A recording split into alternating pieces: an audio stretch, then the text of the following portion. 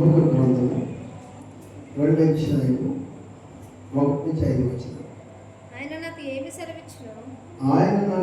సెలవిచ్చును? నా వాదము విషయమై నేనేమి చెప్పుదును చూచుటకై నేను నాకు కావలసిన స్థలము మీదను గోపురము మీదను కనిపెట్టుకొని ఉందుననుకొనగా యెహోవా నాకు ఇలాగు సెలవిచ్చెను.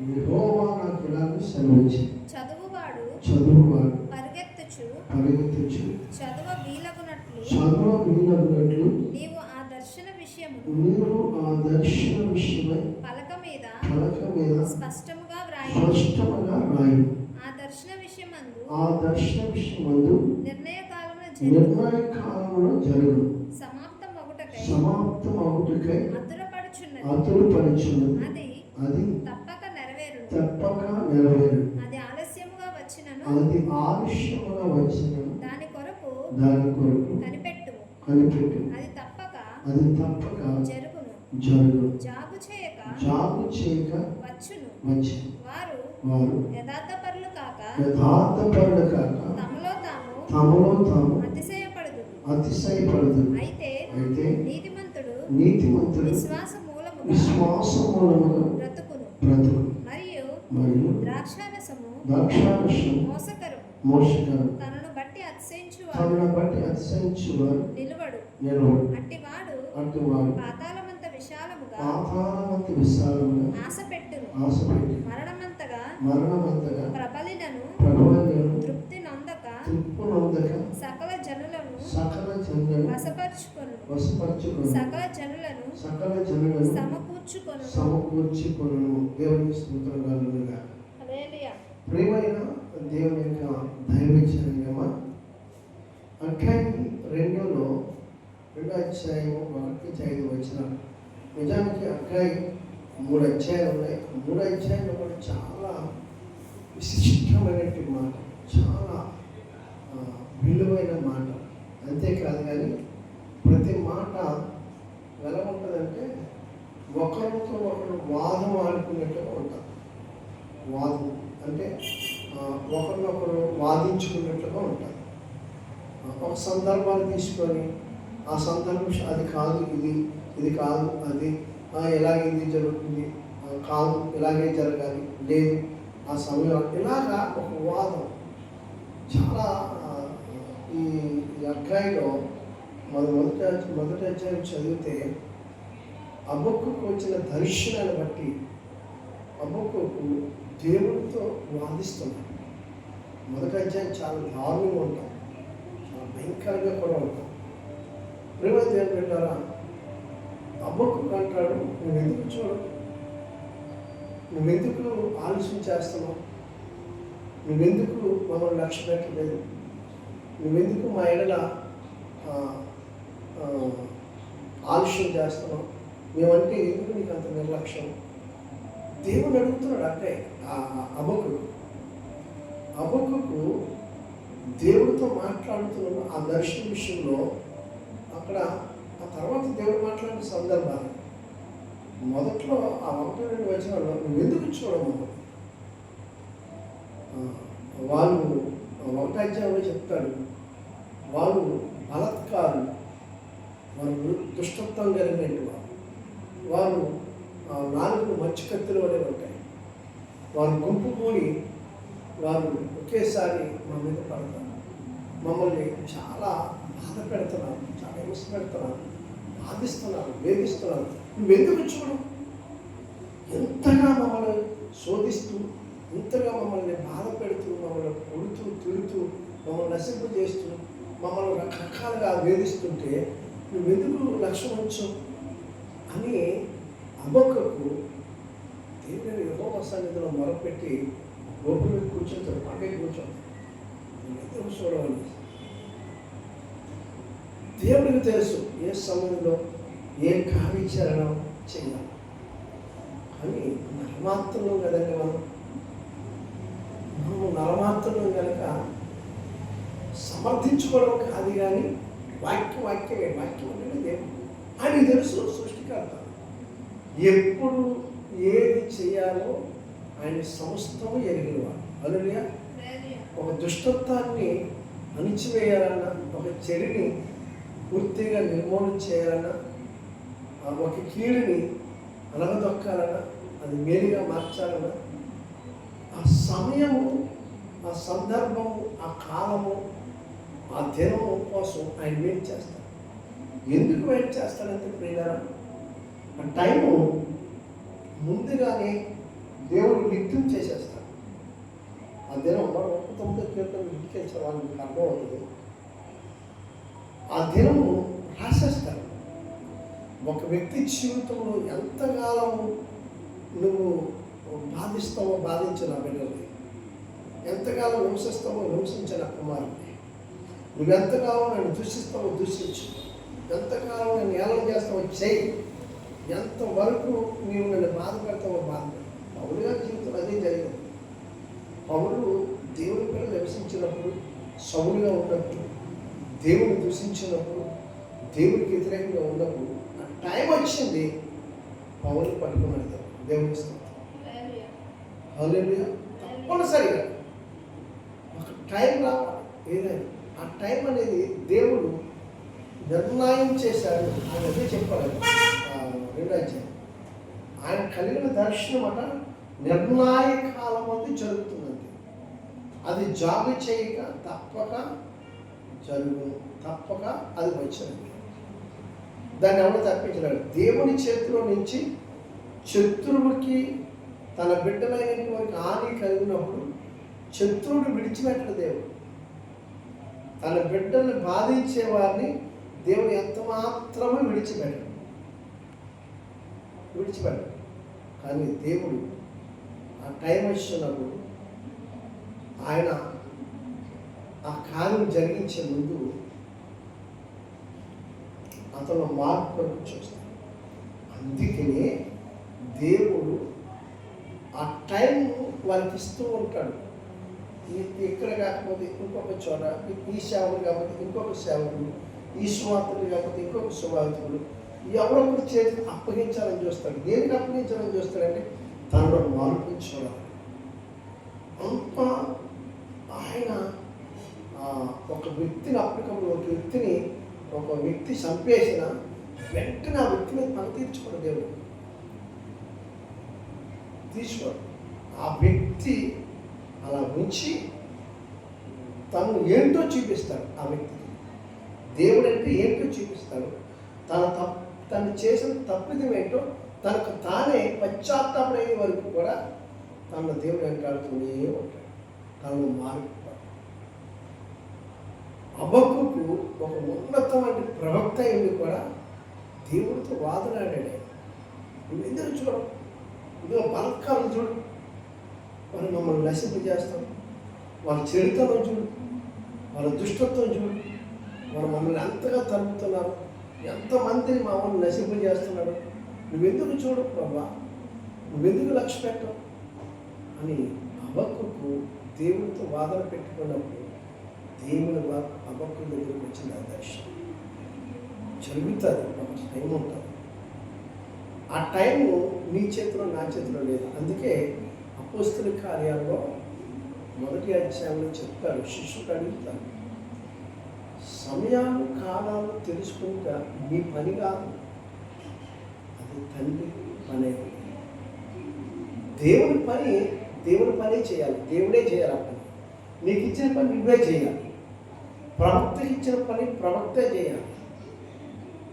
కాపలికి ఇచ్చిన పని కాపలే చేయాలి. సువార్తకి ఇచ్చిన పని సువార్తకులే చేయాలి.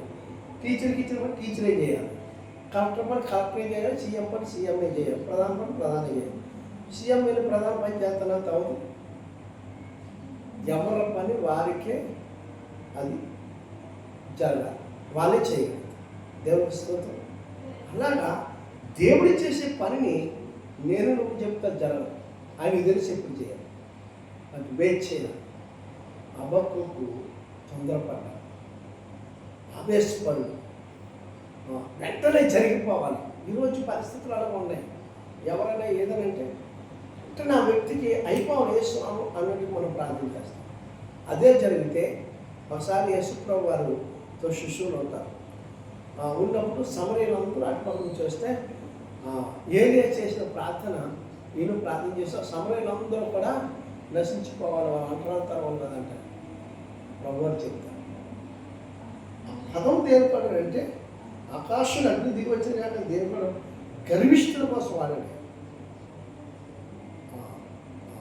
ఆహాబు రాజు గర్విష్ఠత 50 మందిని పంపించి వెళ్ళి నేను రమ్మని చెప్పంటే ప్రవక్త అంత తేలిగ్గా ఒక మాట వినేసి పరిగెత్తుకుంటూ వెళ్ళిపోతే కుదరదుగా.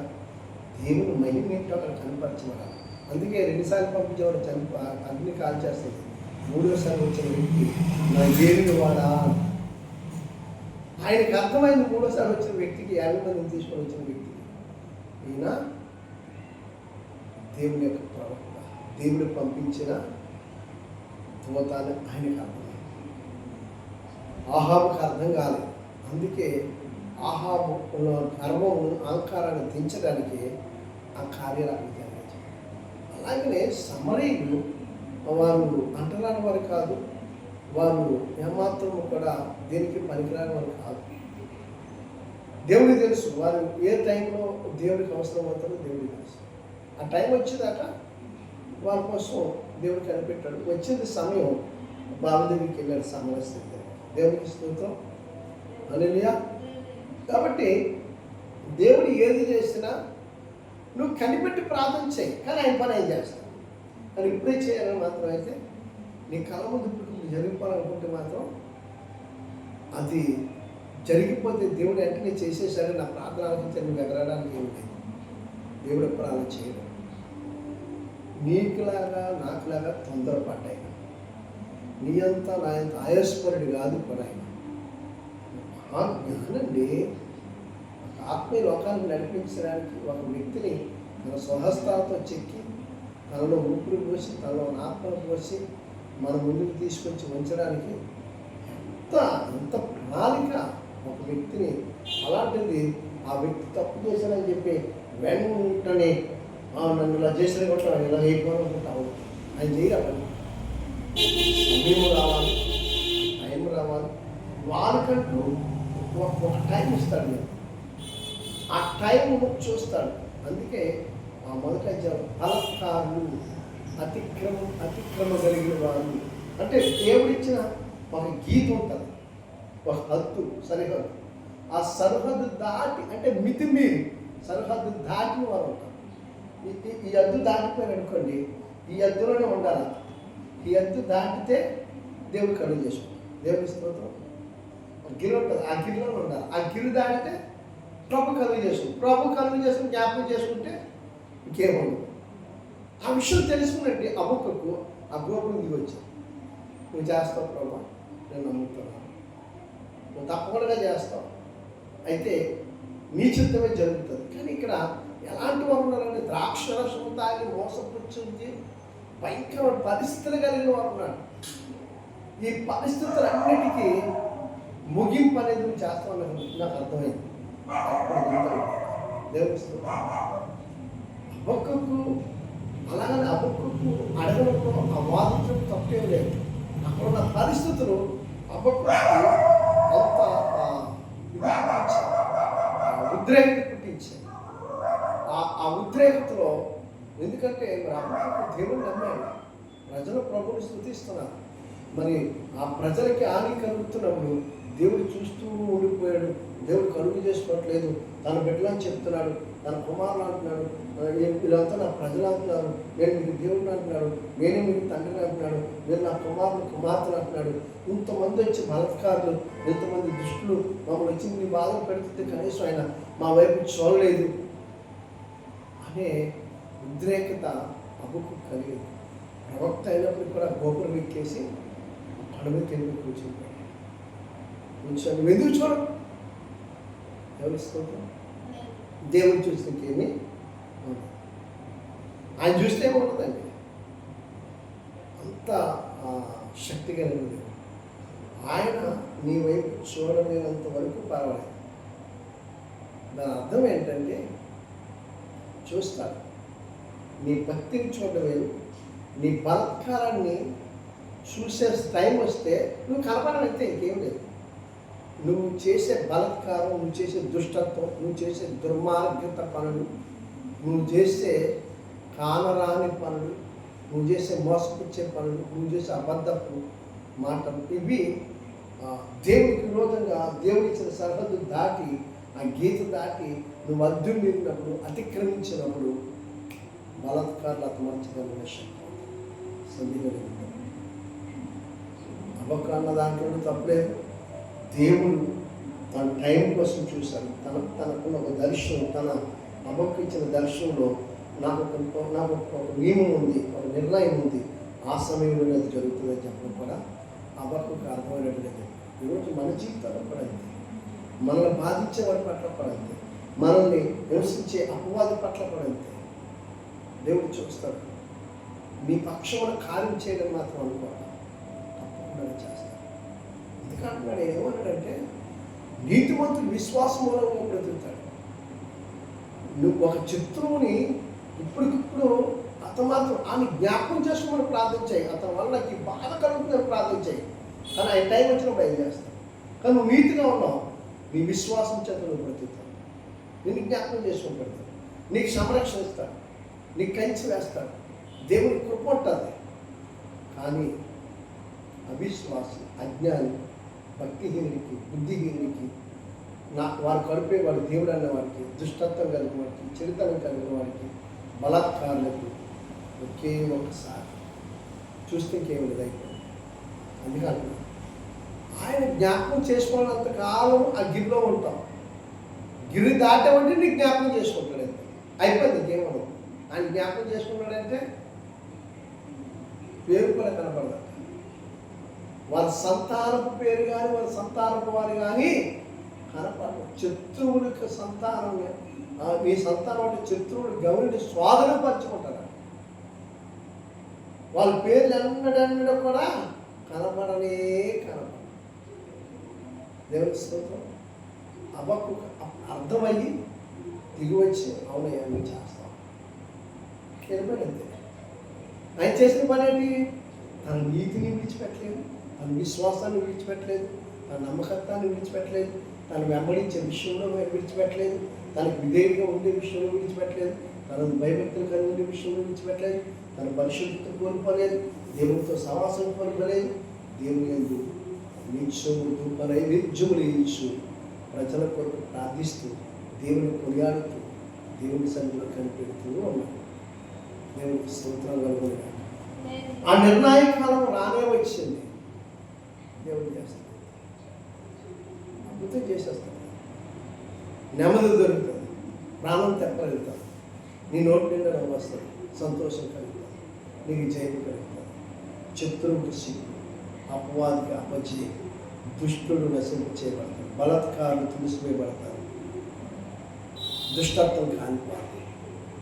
నీతిమంతులు మాత్రమే ఆ స్థలంలో తిరిగాల్చి ప్రభుత్వం, ఆ స్థలంలో నీతిమంతులు మాత్రమే దేవుని ఆరాధిస్తారు. పరిశుద్ధుల సమూహంలో, పరిశుద్ధుల సైన్యం మాత్రమే ఆ పరిశుద్ధ స్థలాల్లో ప్రభుత్వం కనపరుస్తారు. దేవుని కొద్ది మాటలు దీవించి ఆశీర్వదించి అబ్బకు కలిగిన ప్రత్యక్షత దర్శనాలు, ఓర్పుతో, సహనంతో, విశ్వాసంతో, నీతితో, దేవుని భయభక్తులతో మనం కనిపెట్టి మెలుకువని ప్రార్థన చేయగలుగుతాక. ఆమేన్.